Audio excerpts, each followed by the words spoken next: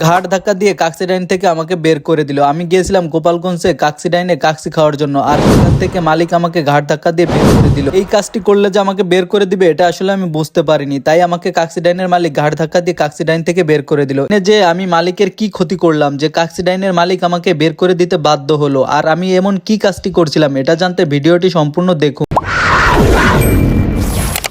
Hello everyone, সবাই কেমন আছেন? আশা করি সবাই ভালো আছেন। তো আবারও নতুন একটা ছোট্ট ব্লগে আপনাদের সবাইকে স্বাগতম। বাই দা ওয়ে, আমার এই ছোট্ট ব্লগের এন্ট্রি দেখেই বুঝে গেছেন আজকের ব্লগটা কি নিয়ে হতে। তো ইন্ট্রো দিতে দিতে চলে আসলাম আমাদের সেই চাপাইল ব্রিজে, আর যেটা হচ্ছে নড়াইল টু গোপালগঞ্জ মহাসড়কের একটা চাপাইল সেতু। আর এই সেতুটা কিন্তু খুবই মিস করি আমি, কারণ গোপালগঞ্জ যেতে হলে আমাদের এই ব্রিজটা পার হওয়া লাগে, মাস্ট বি। কারণ আমরা নড়াইলের থেকে গোপালগঞ্জ যেতে হলে অবশ্যই এই চাপাইল ব্রিজটা পার হইতে হয় আমাদের। আমি এই ব্রিজের সুন্দর দৃশ্যটা আমি আমার সবগুলো ভিডিওতেই কম বেশি করে রাখি, কারণ এই ব্রিজটার ভিডিওটা আমার কাছে অনেক সুন্দর লাগে। আপনাদের কাছে কেমন লাগে অবশ্যই কমেন্ট বক্সে কমেন্ট করে জানাবেন। চাপাইল ব্রিজের সৌন্দর্য শেষ করতে করতে আমরা চলে আসলাম গোপালগঞ্জ কেন্দ্রীয় ঈদগাহ ময়দানের এখানে। আর এই কেন্দ্রীয় ঈদগাহ ময়দানের যে ডিজাইনটা করছে সত্যি ভাই এক কথা মসাম, আমার কাছে কিন্তু অনেক ভালো লাগছে এই কেন্দ্রীয় ঈদগাহ ময়দানের ডিজাইনটা। আপনার কাছে কেমন লাগছে অবশ্যই কমেন্ট বক্সে জানাবেন। ভাই দৃশ্যটা কিন্তু খুবই অনেক সুন্দর ছিল। আর এটা হচ্ছে গোপালগঞ্জ কেন্দ্রীয় ঈদগাহ ময়দান। এই কেন্দ্রীয় ঈদগাহ ময়দানে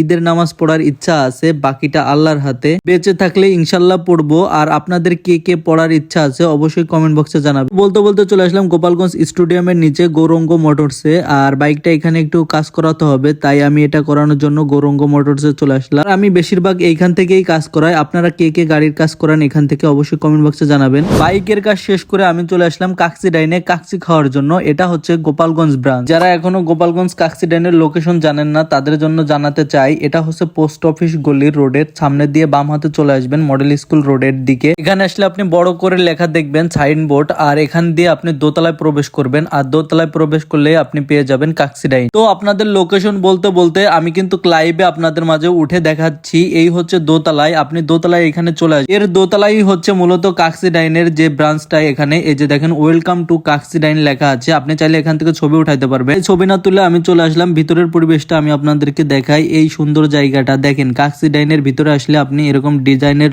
লোকেশন গুলো পেয়ে যাবেন, যেখানে আপনি চাইলে মনের মতন করে ছবি উঠাইতে পারবেন। এই যে দেখেন কাকসি ডাইন, আর এখানে কিন্তু সুন্দর দেখেন, এক কথায় জোস মামা, এত ভালো লাগতেছিল জায়গাটা। কাকসি ডাইনের ভিতরে আসলে যেন মনে হচ্ছে সুন্দর একটা পরিবেশে আপনি কাকসি খাইতে পারবেন। আর হচ্ছে এক কথায় ডেকোরেশনটা অস্থির মামা। এই সুন্দর পরিবেশে কাকসি খাওয়ার স্বাদ যেন আরো দ্বিগুণ বেড়ে যায়। আর আসলে কিন্তু অনেক, আমি আগেও কয়েকবার আসছি এখানে, তো আজকে আসছি মূলত হচ্ছে পার্সেল নেওয়ার জন্য। তাই ভাবলাম যে ছোট্ট ব্লগের মাধ্যমে আপনাদের সাথে কাকসি ডাইনেরটার পরিচয় করিয়ে দিই গোপালগঞ্জ ব্রাঞ্চে। তাই বেশি কথা না বলে আমি মেনু কার্ডটি হাতে নিলাম যে কোন কাকসিটা নেওয়া যায়। তো আমি এখান থেকে বাসমতি কাকসি এটা অর্ডার করব।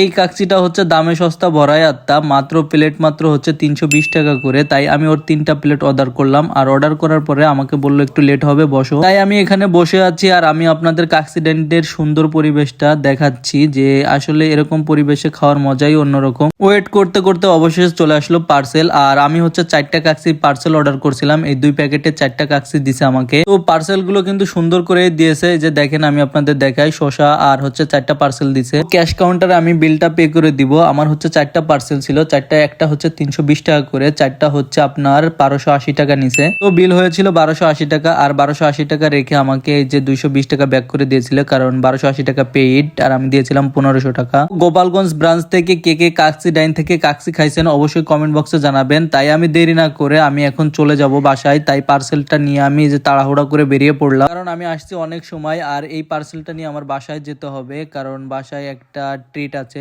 এজন্য আমি এই যে বাহিরে চলে আসছি। ওয়েলকাম টু মাই কাকসি ডাইন। ডাইন থেকে বের হতে হতে আপনাদের মাঝে একটা অ্যালার্ম দিয়ে রাখি, যারা আমার এই ভিডিওটা এই পর্যন্ত দেখছেন এখনো পেজটা ফলো করেন নাই, তারা অবশ্যই পেজটা এখন ফলো করে রাখবেন। আর যারা ইউটিউব চ্যানেল থেকে দেখছেন অবশ্যই ইউটিউব চ্যানেলটা সাবস্ক্রাইব করে রাখবেন। তো বলতে বলতে আমি চলে আসলাম এই যে বাহিরে, এখন আমি বাইক নিয়ে বেরিয়ে যাব। তো আমার এই ছোট্ট ব্লগটি এই পর্যন্তই। তো আপনাদের কাছে ব্লগটি কেমন লাগলো অবশ্যই কমেন্ট বক্সে কমেন্ট করে জানাবেন। আর ভিডিওটি যদি ভালো লাগে তাহলে অবশ্যই শেয়ার করে দিবেন। ধন্যবাদ, বাই বাই, আল্লাহ হাফেজ।